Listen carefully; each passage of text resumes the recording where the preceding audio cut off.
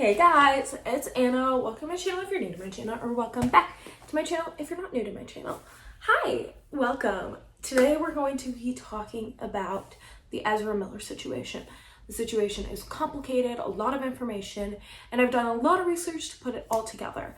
But before we get started, don't forget to follow me on my other social media, Instagram, Depop, TikTok. I post things on Depop every week, by the way, and a bunch more. They're all linked below. Also, any resources that I sort of have are also linked down below. So let's pull out my trusty friend. Ezra Miller was born on September 30th, 1992. They use the pronouns they, them, so please respect this. It's very important to keep people's pronouns in mind. I understand there's someone that has done something really, really bad. However, that doesn't cause you to disrespect them in that way. It's not like someone's gender changes when they do something badly, and it also affects every other person who uses they them pronouns, is non-binary, identifies as they them. So just keep that in mind.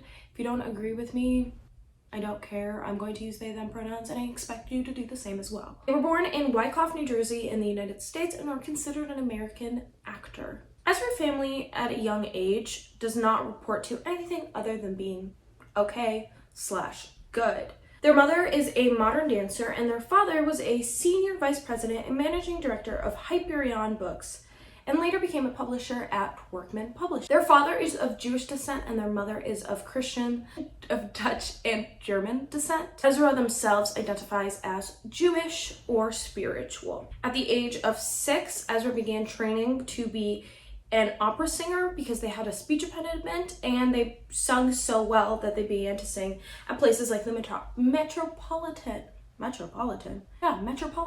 Opera and many others, and became very widely known very, very quickly. Because they were so widely known so quickly, they were able to drop out of high school at the age of 16 years old. So Ezra's feature film debut was in actor school in 2008. They starred in We Need to Talk About Kevin, The Perks of Being a Wildflower, The Stanford Prison Experiment, Trainwreck, and a few others. They also played Credence Babbledore or Albus Dumbledore in Fantastic Beasts, and this is where one of the places they're most widely known. Miller is most commonly known, though, for the Flash in the films, which has now been put on pause because of everything that's going on. It took a while, but they have finally decided to pause the film and see what to do next. Let's get into Miller's private life. So Ezra Miller dated Zoe Kravitz in 2010 when they were filming Beware the Gonzo. In 2012, Ezra came out as queer and decided that they did not like that label.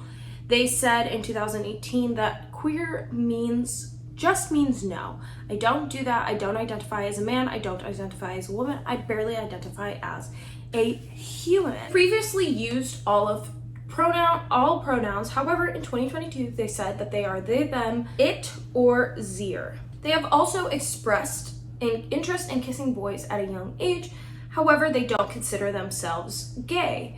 They've been attracted to mostly she's and been with a lot of people, but they are open to love, whatever it can be. They also have said, I have a lot of really wonderful friends who are of very different sexes and genders. I am very much in love with no one in particular. In 2018, they actually announced that they were in a relationship with multiple people, including their bandmates and in the rock band Sons of an Illustrious Father. Let's get into their legal issues because there's a lot of categories, and this is the most important part. Now that you have all of the background, let's get you to the most important part. There's going to be one about disorderly contact, choking incident, Hawaii, relationship with a teenager I previously unnamed, but since the parents are desperately asking for help and it is tied to a lot of information, Dakota Iron Eyes, and then the harassment allegations that recently came out. So let's first get into the disorderly contact. On June 28th, 2011, during the filming of Perks of Being a Wallflower, Miller was a passenger in a vehicle that was pulled over for a broken taillight in Pittsburgh. When they were pulled over, police discovered 20 grams on Miller and in his possession. The actor was charged with drug possession. However, it was dropped and they instead faced a penalty of $600 with 2 citations of disorderly contact. Miller said they did not feel the need to hide the fact that they smoked. Okay, so first legal incident. Not a huge one, not really anything to do with the rest of it. Their response was slightly off. However, some celebrities respond weirdly. No one thought too much of it. 2020, on April 6th, to be more specific, there was a video that surfaced on Twitter that has now since been deleted of Miller choking a woman and throwing them to the floor in a bar. The video was confirmed by Variety to have taken place in Priko Coffee House, a bar in Reykjavik that Miller went to. Our employee identified the person in the video to be Miller. Miller was escorted off the properties by staff, and that's how they identified Miller. So that's the first aggressive incident.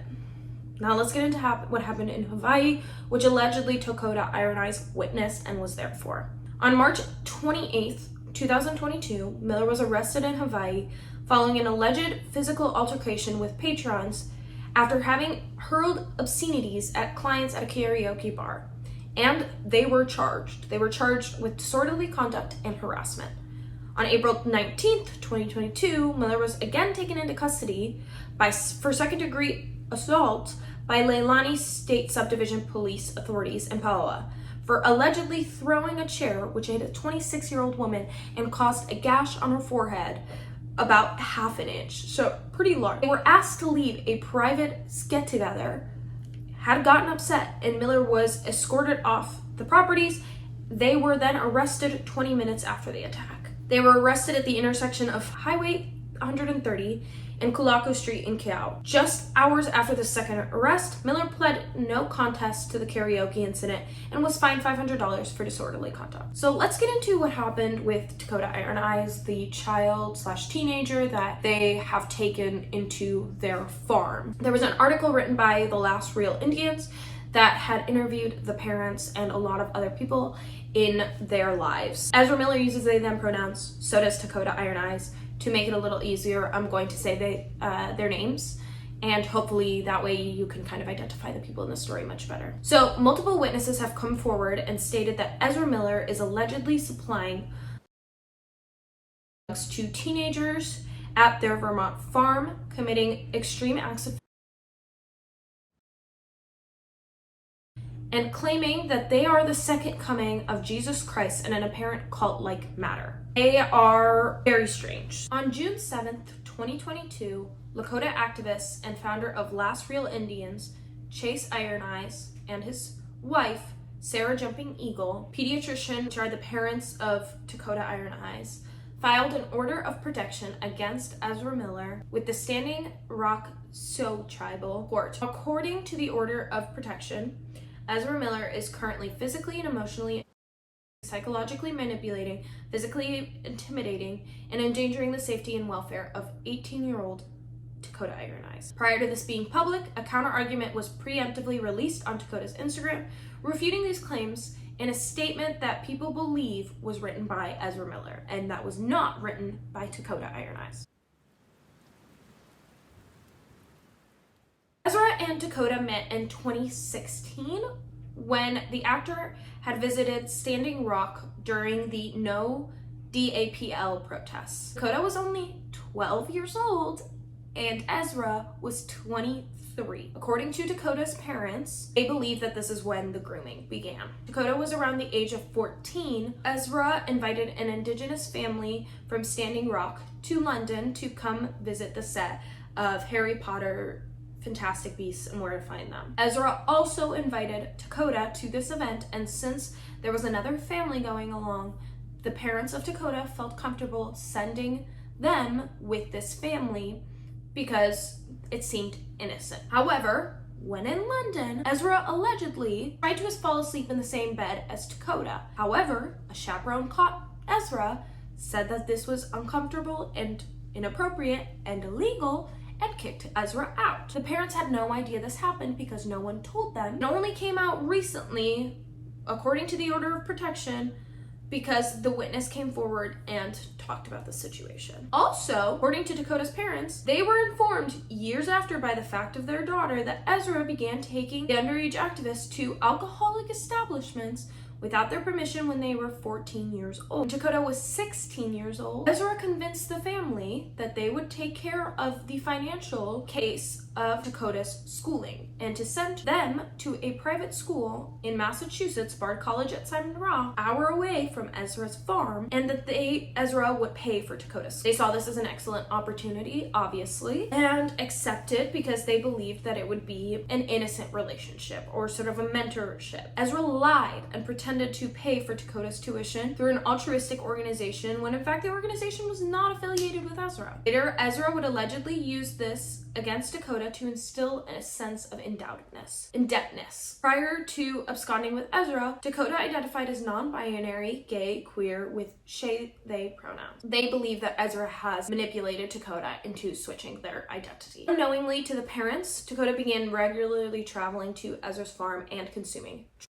Dakota's grades were very much falling and failing, and Dakota actually stopped going to school in December of 2021, the same time that Ezra returned to Vermont. They released a statement stating that they left school because a friend of theirs had, when in reality, people believe it's because of Ezra. Around 2 a.m. on December 31st, 2021, Dakota called Dakota Chief Bear Cross and asked him if they could stay at his house for the night. According to Chief Bear Cross, I said that's fine because Dakota is my niece, so they hit the couch. The next morning I woke up and this young man jumped up alerted and said, "Hello, my name is Ezra." Chief said, "Hello, nice to meet you, Ezra." I made a coffee and Ezra sat down at the table with me and said, "You don't recognize me?" I said, "No, who are you?" Ezra said, "I'm a movie actor for DC." "Oh, really?" I wasn't really interested. Ezra had a snotty, ugly attitude and then repeated, "I'm Ezra Miller. I'm an actor. I play the Flash." I said, "Okay, cool." Wasn't really interested. Ezra didn't like that. So that's what the chief said, which is the uncle of Dakota. Shortly after this is when they realized that Ezra was consuming drugs under this household and frequently using. According to the DEA website, defined as a general short-acting anesthetic with hallucinogenic, sometimes to facilitate crimes. They also realized that Ezra continuously smoked, and even in the home of their home. That Ezra was very paranoid while in this home, saying the FBI was everywhere while they were driving around. Displayed a very, very weird behavior. On December 31st or January 31st, we did a huge ceremony on Pine Ridge, South Dakota. Ezra waited outside the trailer where we did the ceremony. I asked Ezra, "Are you on drugs? Are you on alcohol? What are you doing? Why are your eyes so red?" And Ezra responded, "Well," posing for the photo, Dakota, Chief, and Ezra showed how dangerous they were. They were posing for a photo, and Ezra decided to pull out out of their jacket a .40. Ezra said it was real and said that in Vermont you do not need a permit to conceal. Chief continued that it made them feel unsafe because they pulled it out unannounced and they didn't tell anyone that they had a on them. Shortly after this, Chief realized that Ezra would not let Dakota out of their sight. The chief said that while they were in the home, there was even a point where they were doing a ceremony over in Pine Ridge and my wife was outside loading up the altar after the ceremony, and Dakota and Ezra were having on a bed that was laying outside. I did not know that happened until way later when my wife told me. Ezra is so possessive of Dakota. Ezra has Dakota wrapped around so bad I can see it. I think that it's part of Ezra Miller groomed my niece, Dakota. All I want is my niece to come home to their family, their cousins and siblings, miss them, and they want away from Ezra. After January 1st, Chase Iron Eyes accompanied Ezra Miller and Dakota to Oakland, California. There were also two women, Stella Marbles and Mia Solange. While at a state park, Ezra repeatedly told Chase that they believed to be the second coming of Jesus Christ before pulling out a fight. Mia Solange has since posted information on social media claiming that Ezra physically and emotionally abused her, including bite marks on her thighs. On January 5th, 2022, Brooklyn, New York, Ezra allegedly drugged Dakota into an incapacitated state with LSD. Incoherent, Dakota was taken back to Ezra's farm in Vermont, where their mental state began to deteriorate. Her condition got so bad that Ezra Miller and their house guests called Dakota's parents on Saturday, January 29th, to confirm that Dakota was incapacitated and that they did not feel safe or comfortable to help Dakota recover. During this time, Dakota cut their hair, did not sleep or eat for several days. 2 days prior, Ezra posted a video to Instagram in North Carolina.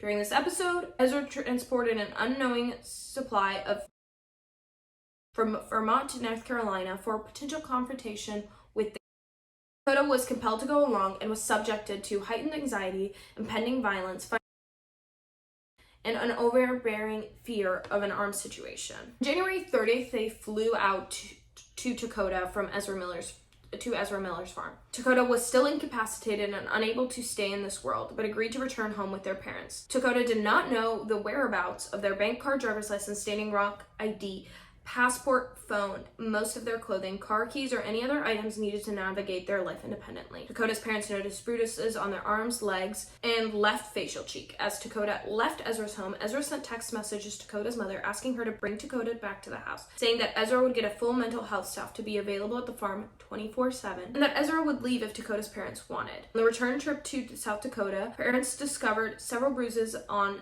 Dakota. A witness even came forward and verified the abuse to Dakota, and that it was Ezra at the Vermont home because Dakota would not answer a line of inquiry put forth by Ezra. The witnesses thrust herself between Ezra and Dakota to physically break Ezra's grasp on Dakota's body. According to the order of protection, in February of 2022, Ezra broke into Dakota's friend's house and stole Dakota's computer, passport, driver's license, car, keys, and cell phone. Dakota spent 3 weeks detoxing from the drugs. 10 days for Dakota to be able to fully function on their own. That's when they told their parents that Ezra was using and that Dakota was deeply impacted by Ezra Miller's voodoo priest associate whom they visited while in New Orleans. But it expressed that Ezra told them that Ezra raped when they were 14. When Dakota's mother asked them about the bruises on their body and face, Dakota said that they would not answer Ezra, so that Ezra held them down and kept hollering at them. Another friend had to intervene and get Ezra off of Dakota. According to their parents, Dakota made it sound like this was somehow related to Ezra's experience of being all as though Ezra was reenacting their own personal trauma. Dakota told their parents they wanted new identification and they wanted to stay with the family. However, then Dakota lied and said they were going to go stay with a friend in Brooklyn, New York, to focus on art, music, and give space and time for healing. The parents agreed to an unknown person, possibly booking Dakota's flight. However, Dakota was actually going to meet with Ezra, who retrieved Dakota within 24 hours of them landing in New York. They were spotted in Los Angeles in late February, early March, before making their way to Hawaii, where Ezra's prime spree began. A month passed. On April 27th, 2022, Chase Iron Eyes, the father, obtained an order for substance abuse evaluation from the Standing Rock Sioux Tribal Court. Dakota and Ezra then returned to Vermont, where Chase attempted to serve the evaluation to Dakota with the assistance of Bennington County Sheriff's Department. Dakota avoided being served and fled with Ezra. Chase then successfully petitioned for a temporary guardianship, simultaneously petitioned to amend the substance abuse order to include a mental health evaluation. Dakota and Ezra then fled to Los Angeles. They were in Vermont. On May 8th, 2022, during a phone call, which Dakota calls their mother, Sarah, from Ezra Miller's telephone. And with Ezra in the background, Dakota's mainly focused on questions about the court orders. Ezra takes over the phone call and accuses Dakota's parents of emotional abuse, stating Dakota wanted to be called Gibson, and they are non-binary transgender. Sarah advised Ezra that Dakota never informed their parents of this, and Dakota is capable of speaking for themselves. Dakota is not Ezra. According to their parents, Gibson is a nickname that Dakota had previously called everyone, including themselves, family, and friends and pets. Sarah also advised Ezra that it was ironic for Ezra to make accusations of emotional abuse when Ezra had physically and given Dakota in January, causing them to have a mental breakdown. The call ended when Ezra hung up. On May 27, 2022, Dakota's parents found their approximate location in Los Angeles. They were informed that Dakota was walking around like a zombie with a bruise, scuff on their eye socket without access to their phone, and Ezra was not allowing Dakota to eat. Dakota's friends also described having asked Ezra's permission for Dakota to go to dinner. On May 29, 2022, Chase and Sarah knocked on the door of the residence where Dakota was reported staying, and a young person named Rosie answered. When asked if Dakota was present, Rosie paused and looked to Ezra for the appropriate response. Sarah then began to call Dakota, and Ezra responded saying, "Sarah, we are not going to do this here." Dakota appeared and was happy to see their mother, giving her a hug, but immediately became confrontational with the father over being served the evaluation orders. Approximately 15-minute discussion about everything, Dakota, Ezra, and Rosie filmed from the residence. They called to the police for assistance, but nothing happened. Before the police arrived, Ezra whispered something to Dakota and Rosie. They started walking down the road. Sarah kept up with him at one point. Dakota was limping due to the shoes they were wearing, stating they had blisters on their feet. Sarah gave Dakota her boots. They put them on, hugging their mother shoeless. Sarah kept walking with Dakota. Ezra whispered to Dakota again and they began running away from Sarah. Dakota pulled out a knife, threatened their mother. Sarah followed close behind, keeping up the pace while continuing to encourage Dakota to leave the situation with Ezra. Ezra made physical contact with Sarah as Dakota and Rosie were getting into an Uber.